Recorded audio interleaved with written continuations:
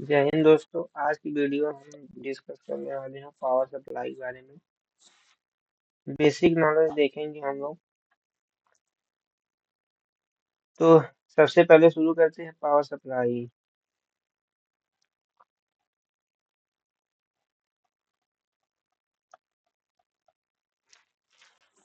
Power supply जैसा कि हम लोग जानते हैं दो प्रकार का होता है, एक लीनियर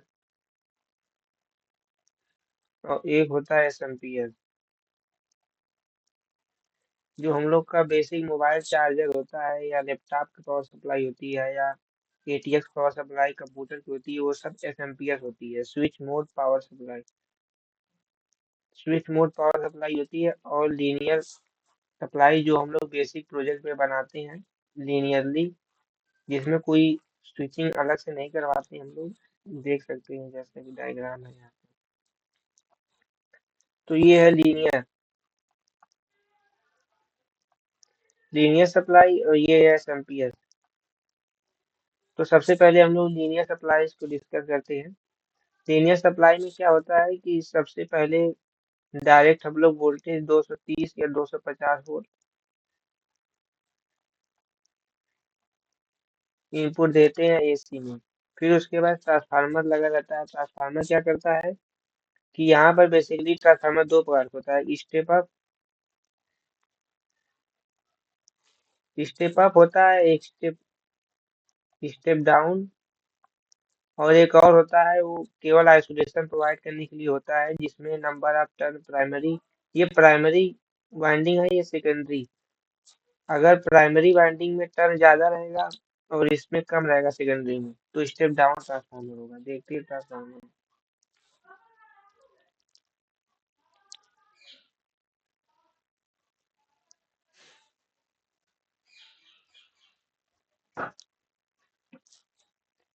यहाँ से इनपुट देंगे, ये यहाँ से इनपुट हम लोग देते हैं वो प्राइमरी वाइंडिंग कहलाती है, और जहाँ से आउटपुट हम लोग लेते हैं लोड के थ्रू, वहां पर ये सेकेंडरी वाइंडिंग कहलाती है। और एक फार्मूला भी होता है जैसा कि N2/N1 और V2/V1, I1/I2। ट्रांसफार्मर क्या करता है कि ये फ्रीक्वेंसी को कांस्टेंट रखता है, फ्रीक्वेंसी में बदलाव नहीं होगा, क्योंकि जो फ्रीक्वेंसी यहाँ पर आएगी वो यहाँ पर आइसोलेशन है, यहाँ पर कोर है, वो इसके थ्रू फ्लक्स के थ्रू इसमें भी अट्रैक्ट होगी, तो जिससे कि फ्रीक्वेंसी में चेंज नहीं होगा। और पावर भी कांस्टेंट रहेगा, क्योंकि ये पावर देंगे तो बढ़ेगा नहीं, कांस्टेंट रहेगा, या तो थोड़ा बहुत लॉस होगा जो ईडी करंट की वजह से या हिस्टैरिसीस लॉस की वजह से।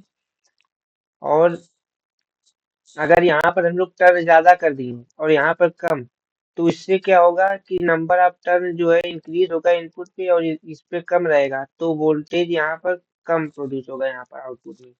जैसे देख सकते हैं N2 मैंने सेकेंडरी वाइंडिंग का टर्न है और N1 प्राइमरी। अगर ये ज्यादा रहेगा तो वोल्टेज भी ज्यादा रहेगा। अगर यहाँ पर सेकेंडरी वाइंडिंग में ज्यादा हम लोग वाइंडिंग किए तो वोल्टेज भी ज्यादा रहेगा। ऐसे समझ सकते हैं। तो यहाँ पर क्या लगा रहता है, स्टेप डाउन ट्रांसफार्मर लगा रहता है। स्टेप डाउन ट्रांसफार्मर क्या करता है, 230 वोल्ट से लेकर के यहाँ पर 5 वोल्ट या 12 वोल्ट, जैसा हम लोग बनाना चाहते हैं सप्लाई, वैसा कर देते हैं। जनरली यहाँ पर 12 वोल्ट ले लेते हैं मान लीजिए। फिर उसके बाद क्या होगा कि ट्रांसफार्मर भी कई प्रकार के होते हैं। कोई एक देखिए सेंटर टाइप होता है जो बीच में से निकला होता है, और ये सेंटर टाइप ट्रांसफार्मर नहीं है। फिर उसके बाद यहाँ से आया मान लीजिए एक तरफ पॉजिटिव, इधर से निगेटिव, एक साइकिल की देखते हैं। तो इधर से क्या होगा, पॉजिटिव आया तो इधर से चला जाएगा यहाँ पर, और फिर इधर से अगर निगेटिव आया तो चला यहाँ पॉजिटिव जाएगा नहीं, ब्लॉक हो जाएगा, इधर से आएगा यहाँ पर तो निगेटिव आ गया। अब दूसरे साइकिल में जब यहाँ पर निगेटिव आएगा तो निगेटिव वाला इधर से कंडक्ट करेगा, ये वाला। फिर यहाँ पर निगेटिव आ गया, और फिर यहाँ पर पॉजिटिव आएगा तो ये यहाँ से कनेक्ट करेगा, यहाँ निगेटिव नहीं जाएगा, रिवर्स बाइस हो जाएगा, यहाँ फॉरवर्ड बाइस।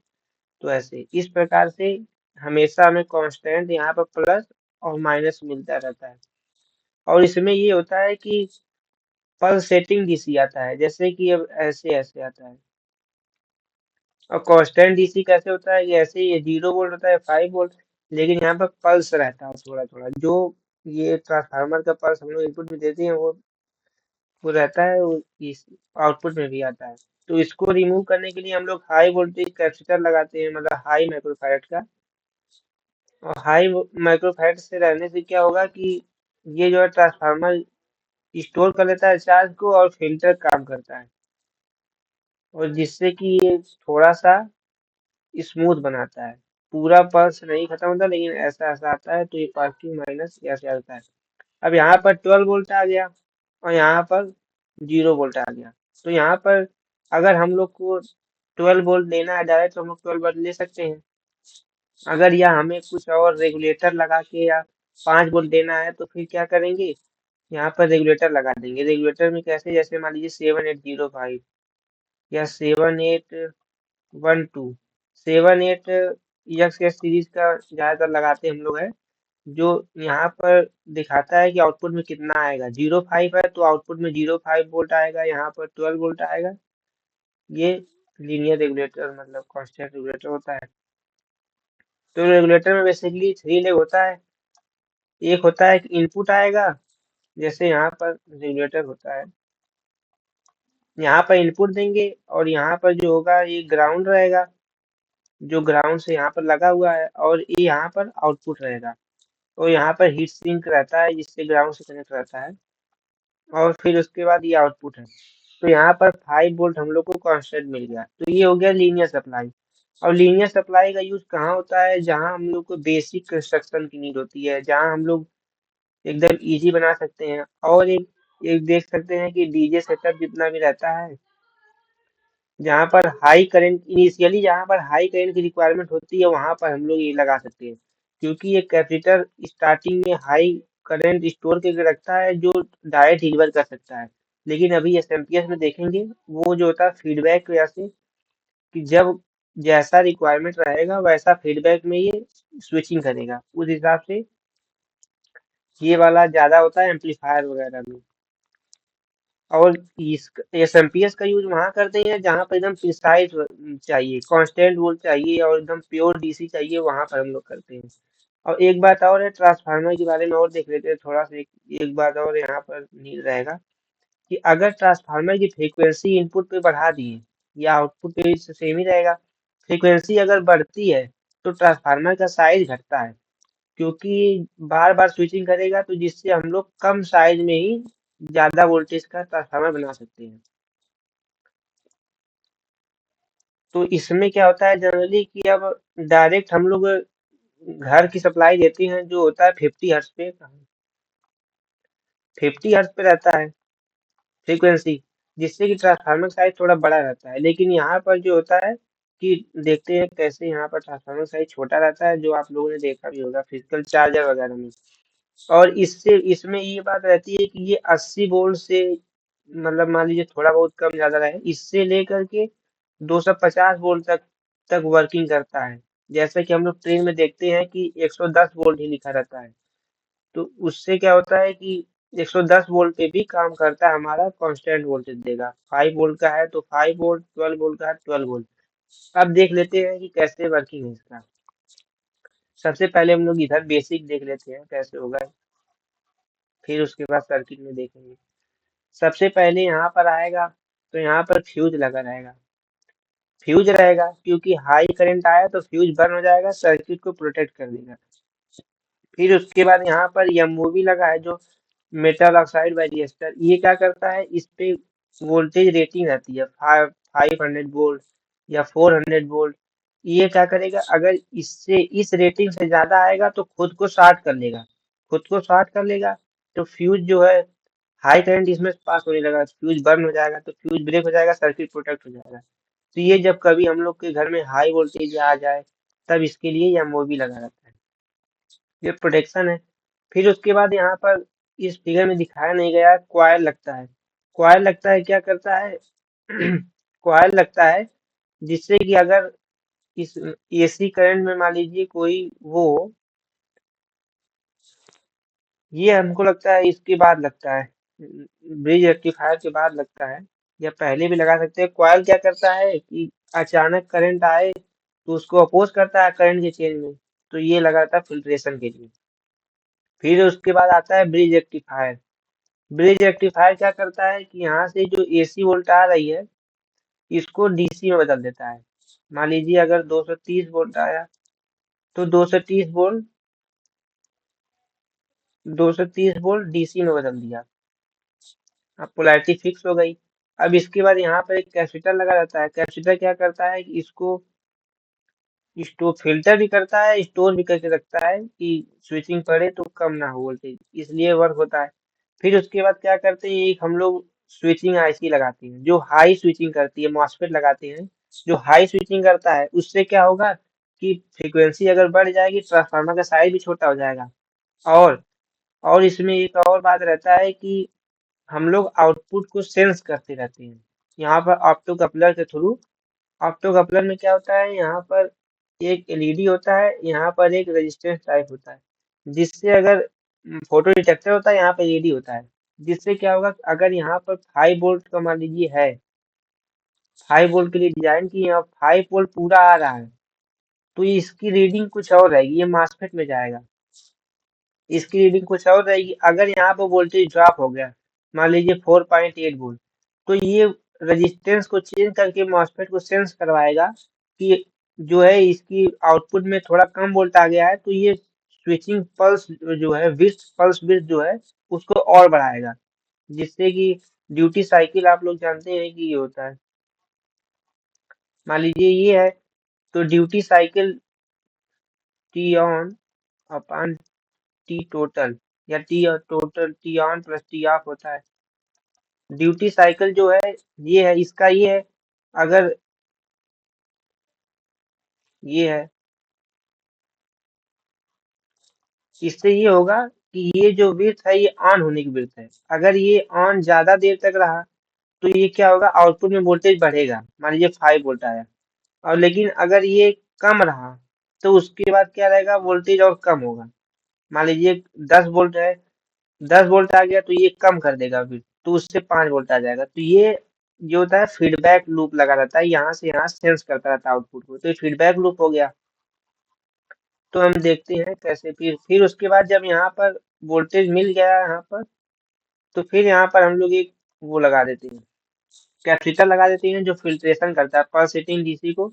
अब देखिए, फ्रीक्वेंसी यहाँ पर ज्यादा है, फ्रीक्वेंसी ज्यादा है तो कैपेसिटर का जो माइक्रोफैराड वैल्यू रहेगा वो भी कम रहेगा, क्योंकि बार बार करंट, मान लीजिए बार बार पोलैरिटी बदल रही है, तो चार्ज चार्ज और डिस्चार्ज जल्दी जल्दी होगा, जिससे कैपेसिटर की साइज अगर कम रहे तो फिर भी जो है वोल्टेज स्टेबलाइज मिलेगा, मतलब एकदम रेगुलेटेड वोल्टेज मिलेगा। तो इसको देखते हैं कैसे वर्क करता है। यहाँ सबसे पहले फ्यूज आया प्रोटेक्शन के लिए, फिर यहाँ पर एमओवी लगा है, फिर उसके बाद यहाँ से आया ब्रिज रेक्टिफायर जो है डीसी को एसी में बदल दिया, मतलब एसी को डीसी में बदल दिया। फिर उसके बाद आया यहाँ पर कैपेसिटर, कैपेसिटर क्या करेगा कि इसको फिल्ट्रेशन प्रोवाइड करेगा। फिर उसके बाद यहाँ पर एक लगा है कैपेसिटर जो इसको सप्लाई देने के लिए लगा हुआ है, ये हमारा मॉसफेट है, यही हम लोग का स्विचिंग प्रोवाइड करता है। और इसी में देखिए ऑप्टो कपलर के थ्रू फीडबैक भी आया है, और यहाँ पर रेजिस्टेंस चेंज होता रहता है, ऑप्टो कपलर का वेरिएबल रेजिस्टेंस रहता है। और यहाँ पर एलईडी लगा रहता है जो ऑप्टो कपलर को हम लोग वोल्टेज प्रोवाइड करते हैं आउटपुट से। ये देखिए जीनर डायोड है, और ये वोल्टेज डिवाइडर सर्किट है, जिससे कि हम लोग इसके वोल्टेज आउटपुट देते रहते हैं। किसी किसी पावर सप्लाई में यहाँ पर टीएल टीएल 431 या 471 ऐसे लगा रहता है, जो ट्रांजिस्टर लगा रहता है जो इसको सप्लाई करता है ऑप्टो कपलर को। फिर देखते हैं यहाँ पर सबसे पहले आ गया, अब एक जो है पॉजिटिव वोल्ट चला जाएगा ट्रांसफार्मर को। अब जो है फिर उसके बाद यहाँ से स्विचिंग होगी, मॉसफेट के थ्रू स्विचिंग होगी। तो इसमें क्या होगा कि ऑन ऑफ होगा, बार बार बार बार ऑन ऑफ होगा, तो इससे क्या होगा कि पल्स पल्स बनेगा, पल्स बनेगा। तो अगर पल्स हाई है और इसमें अगर आउटपुट में चला गया तो ये आईसी डैमेज हो जाएगा। तो इसको पल्स को जो है खत्म करने के लिए यहाँ पर एक वो डायोड लगाया गया है। डायोड क्या करता है कि जब यहाँ पर हाई पल्स के थ्रू जब ये ऑफ सर्किट, यहाँ पर तो इसने ऑफ कर दिया, मॉसफेट ने तो ऑफ कर दिया, लेकिन ट्रांसफार्मर के वाइंडिंग में अभी करंट है, तो वो क्या करेगा, इसके थ्रू ग्राउंड कर देगा, रिवर्स पोलैरिटी बनेगी, जिससे कि ये क्या करेगा कि डिस्चार्ज करेगा इसको, कॉइल को। फिर उसके बाद क्या होगा, आउटपुट हम लोग को मिल जाएगा। फिर यहाँ पर देखिए एक डायोड लगा है कि जैसे कि रेक्टिफाई हो जाए थोड़ा बहुत, अगर डीसी एसी आ रहा है ज्यादा तो रेक्टिफाई हो जाए। फिर उसके बाद यहाँ पर हम लोग कैपेसिटर लगा है जो फिल्ट्रेशन के लिए। फिर यहाँ पर वोल्टेज डिवाइडर लगा है जो हम लोग को अब फीडबैक में ऑप्टो कपलर के थ्रू लगा है, और यहाँ से हम लोग को कांस्टेंट वोल्टेज मिल जाता है। तो ये है कि पावर सप्लाई बहुत प्रकार के आते हैं, और पावर सप्लाई का यूज वहाँ होता है जहाँ पर हमें प्रिसाइज वोल्टेज चाहिए एकदम, जैसे कि हम लोग को मोबाइल फोन में, या माइक्रो कंट्रोलर चलाने के लिए, माइक्रो प्रोसेसर चलाने के लिए, या लैपटॉप में, या तो हम लोग को ऐसा कह सकते हैं जो लिथियम आयन बैटरी होती है, लिथियम आयन या लिथियम पॉलीमर, लिपो या लि,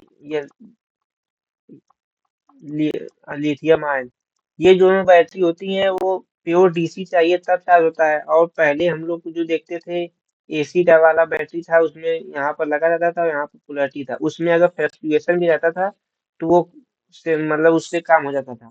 लेकिन जो लिथियम आयन बैटरी है उससे स्टेबल वोल्टेज चाहिए चार्ज होने के लिए, तो इसमें हम लोग ये यूज करते हैं।